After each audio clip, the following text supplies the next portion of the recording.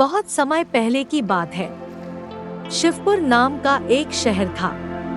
इस शहर में लाला अपने पत्नी और 2 बच्चों के साथ रहता था। लाला सरकारी नौकरी करता था।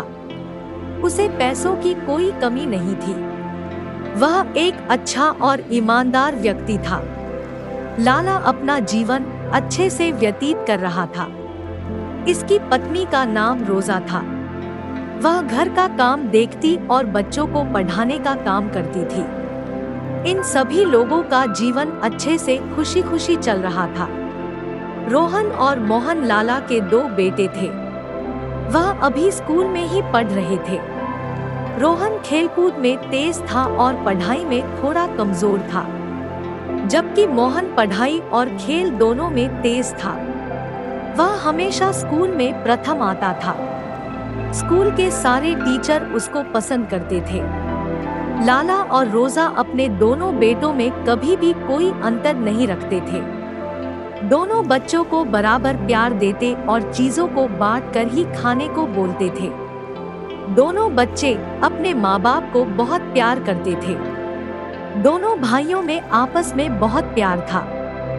दोनों भाई कभी भी लड़ते नहीं थे, हमेशा एक दूसरे की मदद करते थे। लाला और रोजा ने अपने दोनों बेटों को बहुत अच्छी शिक्षा दी थी, जिसके कारण दोनों भाइयों में बहुत प्यार था। इन लोगों की जिंदगी अच्छे से चल रही थी। लेकिन कुछ महीनों के बाद कोरोना का कहर बरपा। सब लोगों की जिंदगी ठप हो गई। सारी कंपनियां बंद होने लग गई और लोग बीमारी के कारण मरने लग गए। पूरी दुनिया का बुरा हाल था। लाला भी इस बीमारी से कैसे बच पाता। लाला जिस कंपनी में काम करता था वह कंपनी बंद हो गई। कंपनी बंद होने के कारण लाला की आमदनी भी बंद हो गई। वह इतने सालों से बचाए हुए पैसे से घर बड़ी मुश्किल से चल रहा था। वह बहुत मुश्किल में था और सोच रहा था कि अपना जीवन कैसे चलाएगा। उसको अपने पत्नी और बच्चों की ज्यादा फिक्र थी। हमेशा उनके बारे में ही सोचता था। ऐसे ही उनकी जिंदगी को चलते चलते 1 साल हो गए। अब लाला के पास ज्यादा पैसे भी नहीं बचे थे और जिंदगी भी बड़ी मुश्किल से चला पा रहा था। इधर कोरोना का कहर धीरे धीरे कम होने लगा था। लोगों की जिंदगी पटरी पर धीरे धीरे आने लग गई थी। लोग अपना काम और नौकरी करना शुरू कर चुके थे। लेकिन लाला की जिंदगी अभी भी दिक्कत में थी। उसको समझ नहीं आ रहा था कि अब वह क्या करेगा, अपनी जिंदगी कैसे चलाएगा।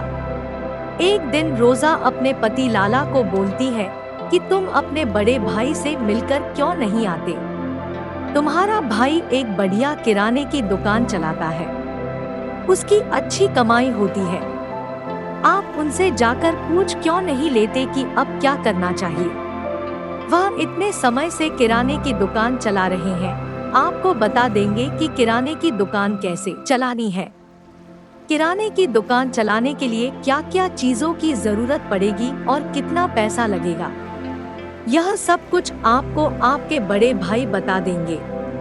आप उनसे जाकर मिल लीजिए। लाला अपनी पत्नी से बोलता है, तुमने यह बात बहुत सही बोली। मैं अपने बड़े भाई से मिलकर उससे बात करता हूँ।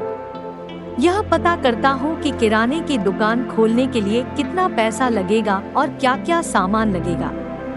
लाला अगले दिन अकेले ही अपने बड़े भाई से मिलने के लिए दूसरे शहर को निकल जाता है।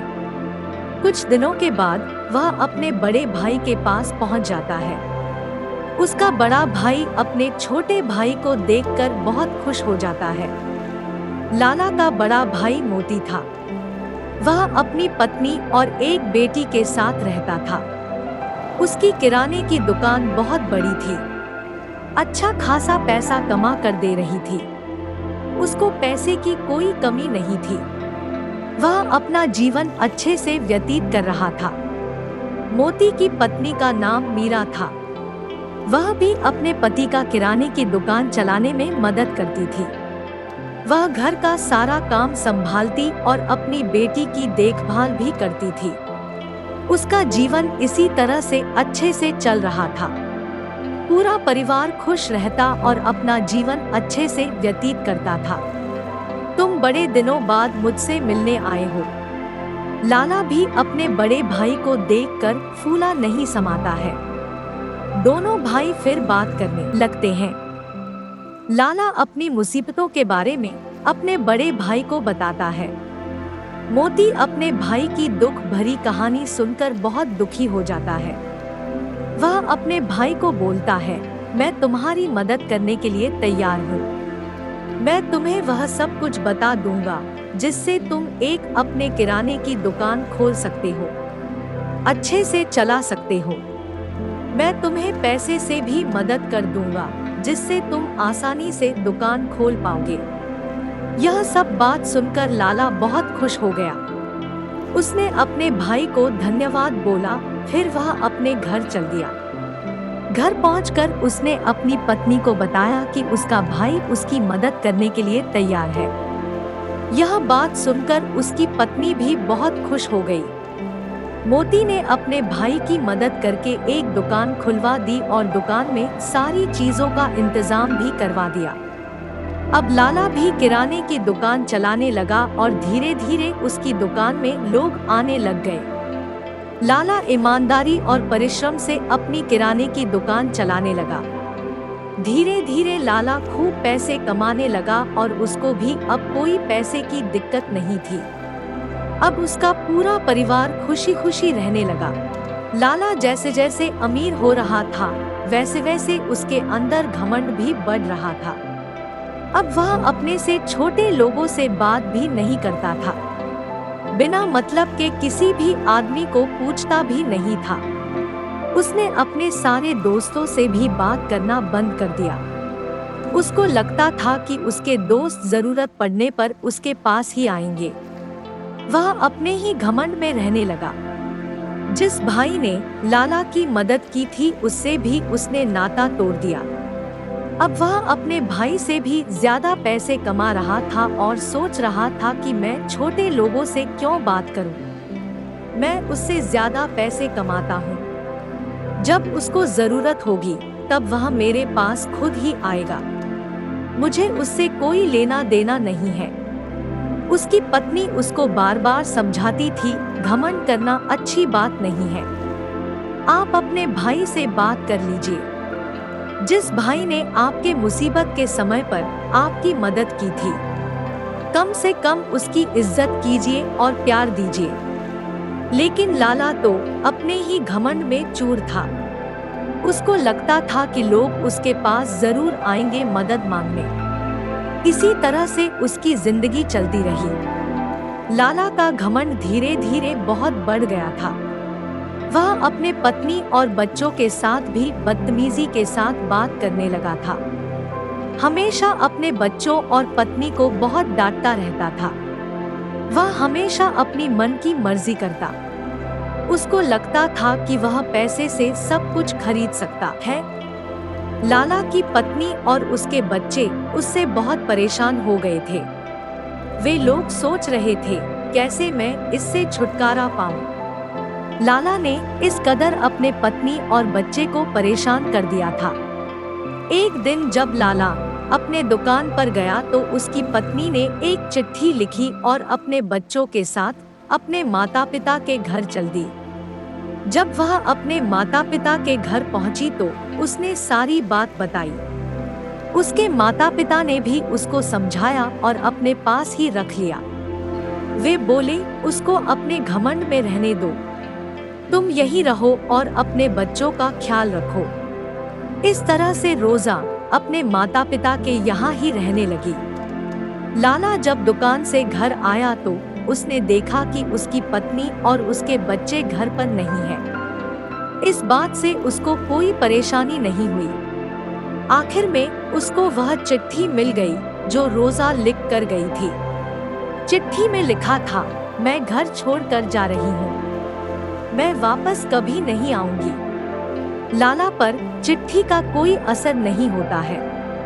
उसको लगता है, कोई बात नहीं, मेरे पास तो पैसा है, मैं पैसे से सब कुछ कर सकता हूँ। वह इसी तरह से अपनी जिंदगी व्यतीत करने लगा। कुछ दिनों के बाद लाला की तबीयत खराब हो गई। उसको देखने वाला कोई नहीं था। वह बीमारी से बहुत परेशान हो गया और सोचने लगा कि कैसे मैं जल्दी से ठीक हो जाऊं। लेकिन वो ठीक नहीं हो रहा था। उसकी परेशानी भी बढ़ती जा रही थी। कुछ दिनों तक वह वैसे ही बीमार रहा। इतना सब कुछ होने के बाद उसको समझ आया कि परिवार की क्या अहमियत होती है। पैसा ही सब कुछ नहीं होता है। इसलिए वह सबसे पहले वह अपने भाई के पास जाता है और उससे माफी मांगता है। वह अपने भाई को बोलता है, भाई मुझे माफ कर दो, मेरे से बहुत बड़ी गलती हो गई है। उसका भाई उसको माफ कर देता है। उसको समझाता है कि कभी भी किसी भी चीज का घमंड नहीं करना चाहिए। लाला को यह बात अच्छे से समझ आ जाती है। उसका भाई बोलता है, अब तुम अपनी पत्नी और बच्चों से जाकर मिलो, उनसे माफी मांगो और उनको वापस घर पर लेकर आओ। लाला अपने भाई की बात को मानकर अपनी पत्नी और बच्चों के पास जाता है। वह उनसे माफी मांगता है और बोलता है कि मैं यह कभी नहीं करूँगा। मैं किसी भी चीज का घमंड नहीं करूँगा और ईमानदारी के साथ अपनी जिंदगी व्यतीत करूँगा। मैं तुम लोगों के साथ अच्छे और प्यार से बात करूँगा। मैं तुमको कभी भी तकलीफ नहीं दूंगा। यहाँ तक कि उसने अपने बच्चों से भी माफी मांगी। इतना सब देखकर उसकी पत्नी और उसके बच्चों ने उसको माफ कर दिया। सब लोग अपने घर वापस आ गए और अपनी जिंदगी खुशी खुशी बिताने लगे। लाला में ये बदलाव देखकर उसके दोस्तों ने भी उसको माफ कर दिया। सब लोग खुशी खुशी रहने लगे। इस कहानी से हमें यह शिक्षा मिलती है कि हमें कभी भी किसी भी चीज का घमंड नहीं करना चाहिए। घमंड करने वाले इंसान के साथ कभी भी अच्छा नहीं होता है। घमंड का फल हमेशा बुरा ही होता है। घमंड में आदमी अपने रिश्तेदारों को भी भुला देता है और दोस्तों को भी भूल जाता है। हमें अपने परिवार और बच्चों के साथ प्यार से बात करना चाहिए, उनको खुश रखना चाहिए।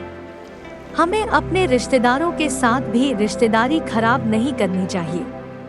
रिश्तेदारी अच्छे से निभानी चाहिए, खास तौर पर उनके साथ जो तुम्हारे बुरे वक्त में काम आता हो।